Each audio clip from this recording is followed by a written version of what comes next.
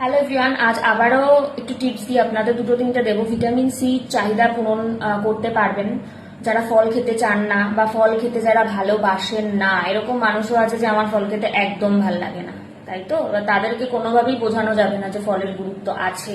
ICMR রোজ ফল নিতে বলেছে, 3টে মিলে অন্তত নিতে বলেছে, মানে একবারে অনেকটা না খেয়ে ভাগ ভাগ করে আপনি ব্রেকফাস্টে একটু রাখলেন, আপনি মিড মর্নিং এ একটু রাখলেন, আফটার লাঞ্চ বা বিকেলের দিকে আপনি একটু রাখলেন, ঠিক আছে?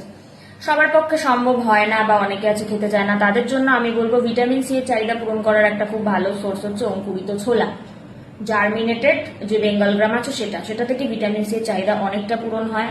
তাছাড়াও আমলকিতে ভিটামিন সি অনেকটা থাকে, একবার বলে দিই কোনগুলোতে খুব বেশি মাত্রা থাকে। টক জাতীয় ফল, লেবু, ভাতের সাথে ডালের সাথে যাই খাচ্ছেন একটু পাতি লেবু চিপে খেতে পারেন, সেক্ষেত্রেও ভিটামিন সি এর চাহিদা কিন্তু পূরণ হয়।